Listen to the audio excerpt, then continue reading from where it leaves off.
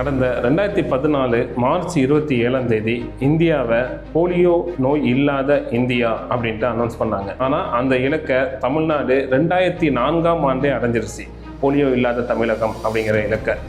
கிட்டத்தட்ட இந்த சாதனைக்கு பின்னாடி இருக்கிறது மாபெரும் தலைவரான முத்தமிழறிஞர் டாக்டர் கலைஞர் அவர்களுடைய சாதுரியமும் அவர்களுடைய மக்கள் நலமும் தான்.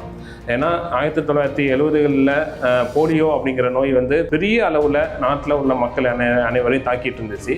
அந்த சமயத்தில் 1972 ஆட்சியேற்ற முத்தமிழறிஞர் டாக்டர் கலைஞர் அவர்கள் அப்போதைய சமூக நலத்துறை அமைச்சராக இருந்த பேராசிரியர் அன்பழகன் அவர்கள் வெளிநாடுகளுக்கு சுற்றுப்பயணம் போயிட்டு வந்தப்ப சொல்கிறாரு, போலியோ நோயை ஒழிக்கிறதுக்கு வெளிநாடுகளில் ஒரு சொட்டு மருந்து தயாராக இருக்குது, அது வாய் வழியாகவே குழந்தைங்களுக்கு கொடுத்தா போதும் அப்படின்னு சொல்கிறாரு. சபின் அப்படிங்கிற ஒரு சொட்டு மருந்து கொண்டு வந்திருக்காங்க அப்படின்ட்டு.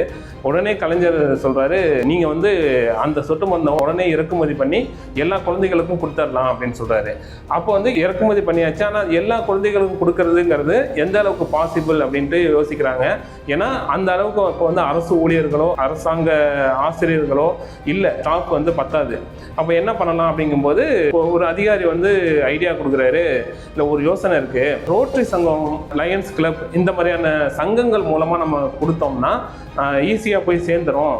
ஆனால் ஒரே ஒரு விஷயங்கய்யா அப்படிங்கிறாரு. உடனே முத்தமிழறிஞர் கலைஞர் அவர் கேட்குறாங்க, என்னன்னு சொல்லுங்கள் அப்படின்னோடனே, இல்லை அரசாங்கத்தால் முடியாமல் போய் தான் தனியாரோட பங்களிப்புல அவங்க செயல்படுறாங்கன்ட்டு ஒரு குற்றச்சாட்டு வருமே அப்படின்னு.